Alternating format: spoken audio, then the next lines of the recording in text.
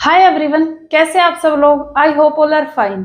बच्चों, आप सभी को पता है जो हमारा एस्टेट एग्जाम है उसमें अब की बार थोड़ा बदलाव हुआ है। उसमें बस इतना बदलाव हुआ कि उसने अब की बार टॉपिक मेंशन करके दे दिए। ठीक है, हम जब तैयारी करते थे तो क्या होता था कि हमें पता ही नहीं होता था कि पेपर में पूछेगा क्या। इसलिए हम 9th 10th को भी पढ़ते थे, 11th 12th को भी पढ़ते थे, डीप भी पढ़ लेते थे। ठीक है, फिर भी मतलब इतना ज्यादा कंटेंट इकट्ठा कर लेते थे। लेकिन अब की बार उसने क्या हुआ कि टॉपिक मेंशन करके दे दिया। ठीक है, जैसे अब कार्बन एंड इट्स कंपाउंड है, तो पहले ये होता था कार्बन एंड इट्स कंपाउंड को पढ़ लेते थे सिर्फ प्रीवियस ईयर के बेस पे कि यहाँ से क्वेश्चन पूछा गया है। ठीक है, क्या पता क्वेश्चन आए ना आए वो हमें नहीं पता होता था, लेकिन हम पढ़ते थे। लेकिन अब की बार कंफर्म ये कर दिया कि ये टॉपिक है और यहीं से आपके क्वेश्चन आओगे। ठीक है, तो कितने लकी हो आप लोग कि आपको सिलेबस मिला है स्टेट का, और इतना इजी सिलेबस दिया है। देखो, मतलब ये बिल्कुल बेसिक सिलेबस आपका दिया है। ठीक है, इसमें कितने कितनी चीजें उसने छोड़ दी। यहाँ पे केमिस्ट्री है, ऑर्गेनिक, इनऑर्गेनिक, फिजिकल, 30 टॉपिक बनते हैं उसमें। ठीक है, 30 टॉपिक बनते हैं, लेकिन इसने देखो सारा सारा छोड़ के और कितने टॉपिक दिए, 11 टॉपिक। ठीक है, तो मतलब इतना इजी आपका सिलेबस बना दिया इसने अब की बार। तो हम वन बाय वन एक एक सेक्शन को डिस्कस करेंगे अच्छे से। ठीक है, देखो सिलेबस है टीजीटी साइंस का। ठीक है, और सबसे पहले जो पोर्शन लिया मैंने लिया केमिस्ट्री। सबसे पहले पोर्शन लिया मैंने केमिस्ट्री। उसमें देखो बच्चों, मेटल एंड नॉन मेटल के बारे में हमें पढ़ना है। हमें पूरी तरीके से ये पढ़ना कि मेटल क्या होती है, नॉन मेटल क्या होती है, रिएक्ट किसके साथ करती है, क्या बनता है मेटल और नॉन मेटल से, ये हमें सारा पढ़ना है। ठीक है, और इसके अंदर हम किस किस मेटल की कैसे कैसे एक्सट्रैक्शन करेंगे। ठीक है, तो यहाँ से हमें मेटल नॉन मेटल के बारे में कंप्लीट स्टडी करनी है। कार्बन एंड इट्स कंपाउंड, ये तो मैं करवा भी चुकी बहुत अच्छे तरीके से। कार्बन एंड इट्स कंपाउंड से मैंने पहले भी बताया था जब सिलेबस नहीं आया था तब, कि 3 से 4 क्वेश्चन तो आपके कार्बन एंड इट्स कंपाउंड से ही आ जाते हैं। ठीक है, यहाँ पे सोप डिटर्जेंट भी है, डाइपोल मोमेंट भी है, और भी कार्बन के कंपाउंड है जहां से सिंपल क्वेश्चन आपके आते ही आते हैं। ठीक है, तो ये मोस्ट इंपॉर्टेंट है। अब है बच्चों सेपरेशन ऑफ द सब्सटेंस। हम सब्सटेंस को सेपरेट कैसे करेंगे, इवेपोरेशन से, फिल्ट्रेशन से, सेडिमेंटेशन से। मतलब ये सेपरेशन बिल्कुल इजी सिलेबस दे दिया आपका। ठीक है, एसिड बेस साल्ट, ये तो मैं अभी करवाने ही वाली थी। एसिड बेस साल्ट से तो पहले भी क्वेश्चन आता था, और अब तो इसने मेंशन करके ही दे दिया भाई लेविस एसिड कौन सा है, लेविस बेस कौन सा है, ब्रोंस्टेड एसिड, या फिर वीक एसिड स्ट्रॉन्ग बेस कौन सा साल्ट बनाएंगे, स्ट्रॉन्ग एसिड वीक बेस क्या बनाएंगे। मतलब ये बिल्कुल इजी है, लेकिन थोड़ा समझने वाला है। ठीक है, तो यहाँ पे हमें पीएच निकलवा लेगा एसिड बेस साल्ट में से। तो ये आपका पहले भी आता था इसमें से तो, लेकिन अब तो बिल्कुल इसने मोर लगा के दे दिया कि ये आएगा। ठीक है, फिजिकल एंड केमिकल चेंज। देखो फिजिकल केमिकल चेंज हमें पढ़ना है। जैसे अब रस्टिंग ऑफ आयरन है, केमिकल चेंज है, फिजिकल चेंज है। ठीक है, जितने फिजिकल चेंज है, जितने केमिकल चेंज है, उस सब हमें यहाँ पे पढ़ने हैं। ठीक है, एक कंपाउंड दे देगा आपको, उसके अंदर चेंज बताएगा, वो आपसे पूछेगा इसके अंदर फिजिकल चेंज हुआ है या केमिकल चेंज हुआ है। ठीक है, तो ये हमारे पास आएगा। अब देखो coal and petroleum, coal and petroleum यहाँ से पहले भी पूछते थे, अब भी मेंशन किया है। कोल पेट्रोलियम मैं करवा चुकी आपको। ठीक है, इजी है, बिल्कुल बिल्कुल ही इजी है। इसमें एक दो चीजें और मुझे ऐड करनी है, मतलब अभी तो बिल्कुल मेंशन करके दे दिया अलग से, तो एक दो चीजें और रहती है अपनी जो ऐड करनी, बाकी कंप्लीट मैं करवा चुकी हूँ। ठीक है, बस 5-7 मिनट की एक वीडियो और बना दूंगी मैं इस पे जो इसमें ऐड करना है। तो बिल्कुल ईजी है ये। Combustion of flame, flame combustion मतलब फ्लेम कैसी आएगी। देखो पूछते नहीं है जब ये जलेगा तो फ्लेम है, व्हाइट है या फिर ब्लैक है, येलो है, मतलब इसकी फ्लेम कैसी होगी। और इसी के अंदर हमें फ्यूल, फ्यूल की एफिशिएंसी, टाइप ऑफ कंबस्शन, ये कौन से टाइप का कंबस्शन है, यहाँ पर सारा हमें ये पढ़ना है। ठीक है, बिल्कुल आप आसानी से आराम से कवर कर लोगे यहाँ पे। अब देखो मैटर इन सराउंडिंग, सराउंडिंग के अंदर हमारे कितने मैटर है। अब मैं आपसे पूछती हूँ मैटर की कितनी स्टेट होती है मैटर की। 3 मत बोलना कोई भी बच्चा, मैटर की 3 स्टेट नहीं होती। सॉलिड, लिक्विड, गैस सबको पता होती है। मैटर की 5 स्टेट होती है, सॉलिड, लिक्विड, गैस, प्लाज्मा और बोन्स आइंस्टीन। ठीक है, सॉलिड लिक्विड गैस से तो क्वेश्चन बहुत रेयर कम आते हैं, मतलब पीजीटी में ज्यादा आते हैं। प्लाज्मा और बोन्स आइंस्टीन से क्वेश्चन पूछे जाते हैं, पहले भी पूछा गया है और ये इंपॉर्टेंट भी है। ठीक है, प्लाज्मा के बारे में कंप्लीट पढ़ना, बोन्स आइंस्टीन के बारे में कंप्लीट, सॉलिड, लिक्विड, गैस, इनके बारे में तो हमें पढ़ना ही है। तो स्टेट ऑफ मैटर हमें यहाँ पर कंप्लीट करना, और भी टॉपिक है, सब टॉपिक है, लेकिन मैं थोड़ा सा डिफाइन कर रही हूँ इनको। ठीक है, अब ये पूछ रहा अपने जो पास आसपास जो मैटर है वो प्योर है या कैसी है, मतलब ये इसमें का मतलब ये पूछना है सोल्यूशन कौन सा है, कंपाउंड कौन सा है, दो मैटर आपस में मिलकर क्या बनाते हैं, इसमें सिर्फ यही है प्योर सब्सटेंस कौन से हैं। ठीक है। अब atom and molecule, atom and molecule में कंप्लीट वही है, इलेक्ट्रॉन के बारे में या फिर एटम के बारे में, स्ट्रक्चर ऑफ एटम वही जो हम कर चुके। ठीक है। केमिकल रिएक्शन एंड इक्वेशन, बहुत ही इजी टॉपिक है केमिकल रिएक्शन एंड इक्वेशन।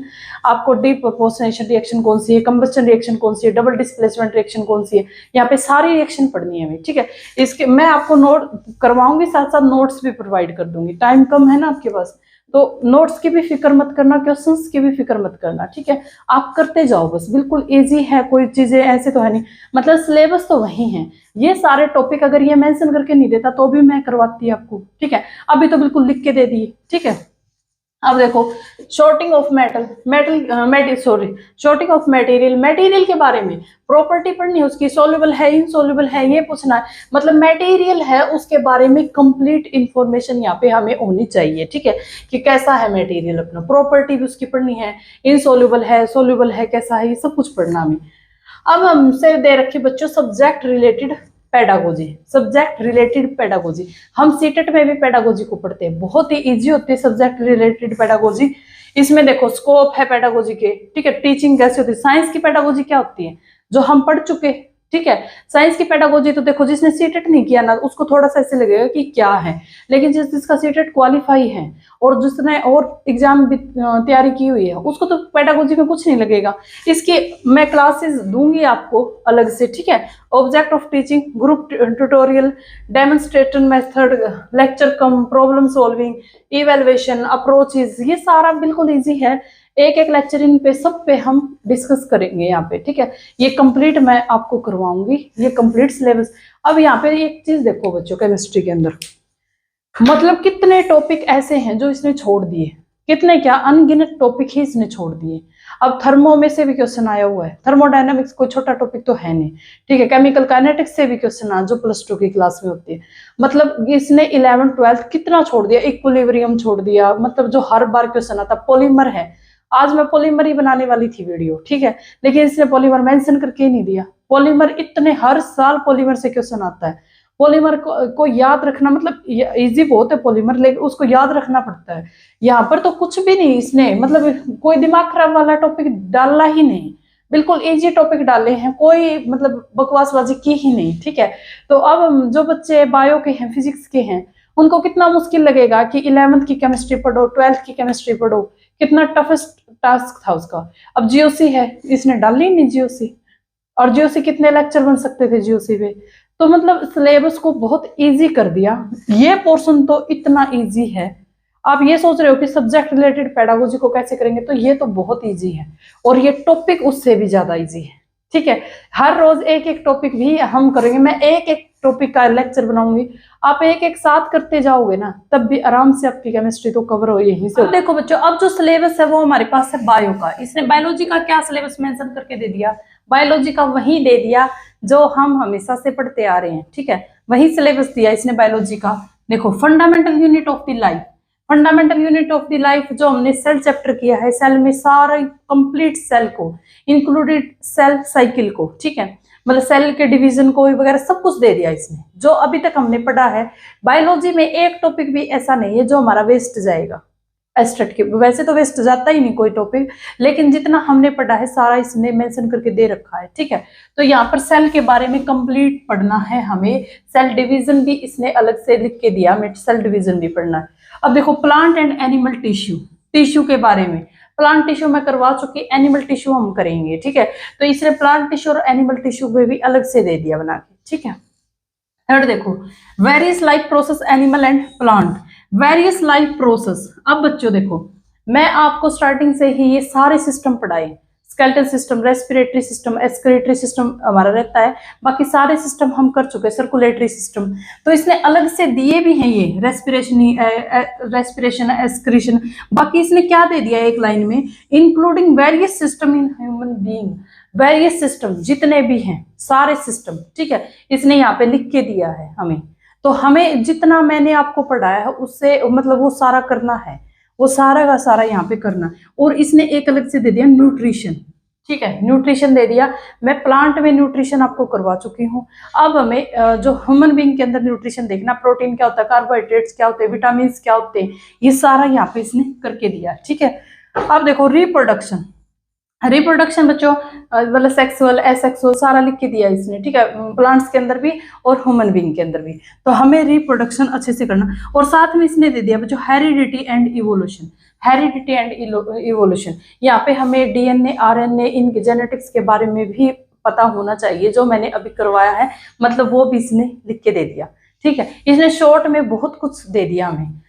अब डिजीज है, सारी डिजीज, वायरस से कौन सी डिजीज होती है, बैक्टीरिया से कौन सी, सारी डिजीज यहाँ पे इसने मेंशन करके दी है। ठीक है, टाइप है, कॉजेज है। ठीक है, इकोसिस्टम देखो बच्चों, ये एक अलग से इसने जो दिया है, इकोसिस्टम दिया है, ozone layer, soil, forest, wild life, environmental awareness, conservation of plant and natural resources. लेकिन बच्चों ये मुश्किल नहीं होगा, क्यों? क्योंकि टीजीटी स्क्रीनिंग में, अब की बार जो टीजीटी स्क्रीनिंग हुआ वहां पे भी हमें यही टॉपिक गिवन थे। ठीक है, टीजीटी स्क्रीनिंग में भी हमें यही टॉपिक गिवन थे, तो मेरे लिए पढ़ाना मुश्किल नहीं होगा बिल्कुल भी, क्योंकि ये टॉपिक मैंने सारे अभी टीजीटी स्क्रीनिंग में तैयार किए थे। ठीक है, तो ये हमें करने, वैसे तो ओजोन लेयर तो हमें केमिस्ट्री में भी करना था। ठीक है, सोयल भी करना था केमिस्ट्री के अंदर, लेकिन वो यहाँ पे डाल दिया। इकोसिस्टम है बच्चों, मैं एक क्लास इकोसिस्टम की इन्वायरमेंट के लिए बनाई थी, ईवीएस वाले बच्चों के लिए, वो आप उसको जरूर देखना। ठीक है, इकोसिस्टम वाली एक क्लास को देखना, बाकी इन टॉपिक को हम अलग अलग से करके डिस्कस करेंगे। ठीक है, अब देखो फूड के बारे में भी इसने दे दिया। ठीक है, ये भी टीजीटी स्क्रीनिंग में आया हुआ टॉपिक है, फूड के बारे में, रिसोर्सेज, इंप्रूवमेंट कौन सी होती है फूड, मतलब क्या क्या हम बचा सकते हैं फूड के लिए, हम क्या क्या कर सकते हैं। ठीक है, फूड के लिए जो पोटासियम है, नाइट्रोजन है, इनके यूजेस पूछ रखे कि मतलब कौन सा क्या, कितना ज्यादा डालना चाहिए, कितना कम डालना चाहिए, सारा यहाँ पे हमें फूड के बारे में स्टडी करनी है ओवरऑल। अब है माइक्रो ऑर्गेनिज्म। माइक्रो ऑर्गेनिज्म के बारे में, बैक्टीरिया है, फंगी है, ये सब के बारे में हमें यहाँ पे स्टडी करनी है। ठीक है, अब बच्चों देखो डाइवर्सिटी लिखने को तो इसने एक छोटा सा टॉपिक लिखा है डाइवर्सिटी। ठीक है, और उसके अंदर एनिमल और प्लांट का क्लासिफिकेशन, तो इसका मतलब इसने प्लांट और एनिमल किंगडम दोनों दे दिए यहाँ पे, मतलब इसने एक छोटा सा चार्ट के अंदर सब कुछ डाल दिया। ठीक है, और एक अच्छी बात यह है, जो अभी तक मैंने पढ़ाया है बायोलॉजी में, वो एक चैप्टर भी ऐसा नहीं है जो इसने नहीं डाला, मतलब जो कंप्लीट बायोलॉजी जितनी मैं प्लेलिस्ट आप चेक करना, सारा यहाँ पे इसने डाल रखा है। हमारे पास फिजिक्स। ठीक है, फिजिक्स का सिलेबस देख लेते हैं अब हम, फिजिक्स में क्या सिलेबस मेंशन करके दिया है। फिजिक्स में बच्चों देखो motion and measurement, motion and measurement, यहाँ पर हमें स्पीड पढ़ना है, वेलोसिटी पढ़ना है, इनके जो ग्राफ पढ़ने हैं, वेलोसिटी टाइम ग्राफ हमें क्या बताता है, मतलब ये सारा पढ़ना है। ठीक है, इक्वेशन ऑफ मोशन पढ़नी है, जो 3 इक्वेशन ऑफ मोशन आती है जब कांस्टेंट एक्सेलरेशन होती है, तो ये तीनों पढ़नी, ग्राफ पढ़ने है, सारा ये कंप्लीट मैं करवा चुकी है चैप्टर। ठीक है, ये चैप्टर मेरा कंप्लीट हो चुका है यहाँ पे। अब देखो force and law of motion, मतलब लॉ ऑफ मोशन, न्यूटन के तीनों लॉ यहाँ पे पढ़ने हैं। ठीक है, फोर्स कितने टाइप का, कंजर्वेटिव फोर्स कौन सा, नॉन कंजर्वेटिव फोर्स कौन सा, यहाँ पे हमें ये सारा पढ़ना है, और साथ में पढ़ना हमें फ्रिक्शन के बारे में, साथ में पढ़ना बच्चों हमें यहाँ पे फ्रिक्शन के बारे में। ठीक है, अब देखो work power energy, work power energy, work क्या है, पावर क्या है, एनर्जी क्या है, काइनेटिक एनर्जी क्या होती है, पोटेंशियल एनर्जी क्या होती है, इनके फॉर्मूले, इनकी इक्वेशन, यहाँ पे हमें ये सब कुछ पढ़ना है। ठीक है, नेक्स्ट बच्चों ग्रेविटेशन। ग्रेविटेशन में जितना भी ग्रेविटेशन में दे रखा है, बिल्कुल भी ये मत सोचना ग्रेविटेशन की मैं 9th की बुक से करूं, जितना ग्रेविटेशन के अंदर दे रखा सारा हमें पढ़ना पड़ेगा। ठीक है, मून के अंदर क्या होगा, जी की वैल्यू क्या होगी, ऊपर जा रहे हाइट के ऊपर तो क्या होगी, पोल के ऊपर क्या होगी, इक्वेटर के ऊपर, सब कुछ हमें यहाँ पर पढ़ना है। ठीक है, ग्रेविटेशन में। अब है साउंड, साउंड के बारे में, लॉन्गिट्यूडनल साउंड है, कौन सी साउंड, मतलब ये सारा हमें यहाँ पे स्टडी करनी पड़ेगी, साउंड के बारे में भी प्रॉपर हमें पढ़ना पड़ेगा। ठीक है, अब है बच्चों हमारे पास लाइट। लाइट में देखो ऑप्टिक्स दे दी, कंप्लीट ऑप्टिक्स है, वही बात है जो हम करते वही सारा सिलेबस है, जो मैं आपको फिजिक्स में करवाती वो A to Z सिलेबस वही है। मिरर के बारे में, लेंस के बारे में, मैग्निफिकेशन के बारे में, रिफ्रैक्शन क्या होता है, रिफ्लेक्शन क्या होता है, एंगल निकालो, सारा वही है, स्नेल्स लॉ। तो ये लाइट के बारे में कंप्लीट। ठीक है, ह्यूमन आई, ह्यूमन आई में वही मायोपिया क्या है, प्रेस मायोपिया क्या होता है, ये सारा हमें पढ़ना है। स्कैटरिंग ऑफ लाइट पढ़ना है, टिडल इफेक्ट, जो जो उसने अलग अलग मेंशन करके दिए हम सारा हमें स्टडी करनी है यहाँ पे। अब देखो electricity and current, electricity and current, ohm's law वही, series parallel, heat effect, electroplating, मतलब किसके ऊपर किसकी प्लेटिंग करनी है हमें, तो ये सारा वही इलेक्ट्रिसिटी। ठीक है। मैग्नेटिक इफेक्ट में क्या है, magnetic field of heating effect, magnetic कहाँ से निकलेगी, रे कौन से निकलेगी, फ्लेमिंग के लेफ्ट हैंड का रूल, राइट हैंड का रूल, ये सारा बच्चों ये मानो फिजिक्स और बायो में तो वही का वही सिलेबस है, बस केमिस्ट्री का सिलेबस उसने बहुत चेंज किया। ठीक है, क्योंकि केमिस्ट्री में उसने मुझे लग नहीं रहा था वो डालता ये थर्मो वगैरह ये भी डाल सकता था, जीओसी वगैरह भी डाल सकता था, ठीक है, रिएक्शंस भी बहुत सारी डाल सकता था, लेकिन उसने केमिस्ट्री के सिलेबस को बिल्कुल कम कर दिया। लेकिन ये सिलेबस वही है जो मैं आपको करवाती, जो हम करते, ठीक है, ये सिलेबस वही है, बायो वाला भी सिलेबस वही है। अब देखो यहाँ पे अपने कितने चैप्टर हो गए, ये वाला हो गया कंप्लीट, ठीक है, ये वाला हो गया कंप्लीट। यहाँ पे फ्रिक्शन में इसने एक फ्लूइड फ्रिक्शन और दे रखा है, थोड़ा सा हमें वो और करना है, ठीक है, ये कंप्लीट हो गया, वर्क पावर एनर्जी, ठीक है। अभी हम ग्रेविटेशन स्टार्ट करेंगे, ओके, और ये 4-5 टॉपिक ये है, ठीक है, तो आराम आराम से सिलेबस हमारा हो जाएगा फिनिश, ठीक है, क्वेश्चन प्रैक्टिस करते रहो। अब हमें ये कैसे पढ़ने हैं, ठीक है, मतलब ये सिलेबस इसने मेंशन करके दे दिया, लेकिन पढ़ने कैसे, हाँ देखो बच्चों, अब एक ये चीज है ना जो सब्जेक्ट रिलेटेड पेडागोजी, ये तीनों के अंदर है, मैंने केमिस्ट्री के अंदर बताई तो कहीं सोचो कि ये बाकी नहीं, ये टोटल ओवरऑल तीनों साइंस की सब्जेक्ट की पेडागोजी होती है, अलग अलग नहीं है, सब्जेक्ट है मतलब साइंस, ठीक है, साइंस में फिजिक्स केमिस्ट्री बायो तीनों है हमारे।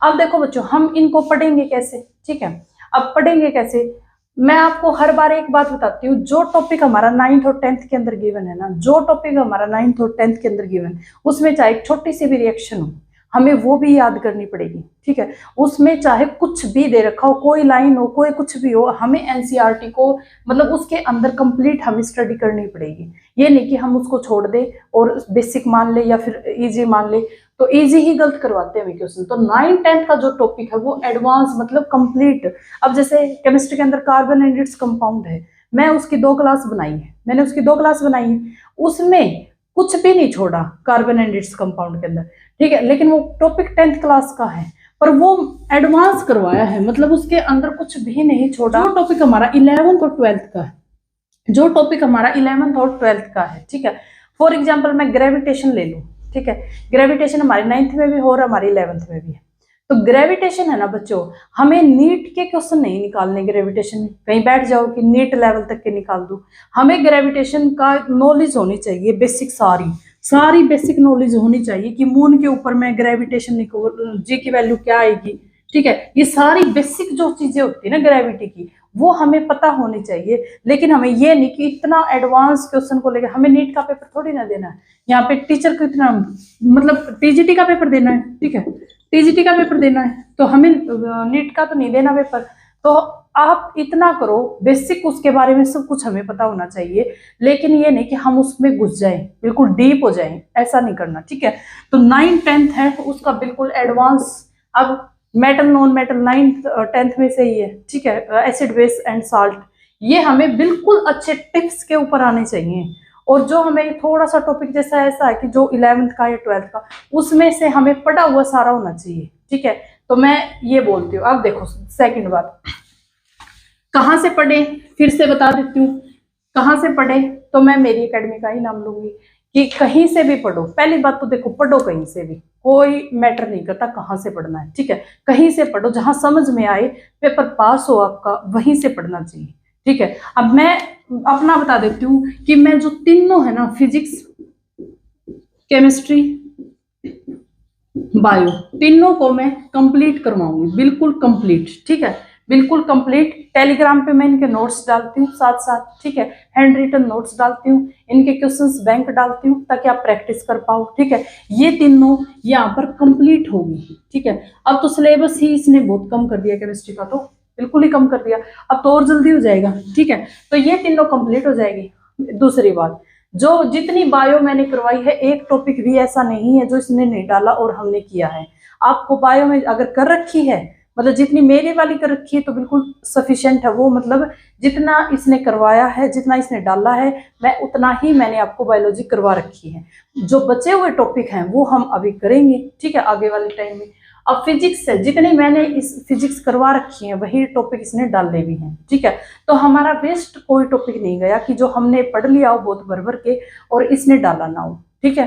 तो ये है। अब बच्चों देखो, मैं ये तीनों कंप्लीट करवाऊंगी, टेलीग्राम पे आपको इनके नोट्स प्रोवाइड करवाऊंगी और इसके क्वेश्चन बैंक करवाऊंगी, ठीक है।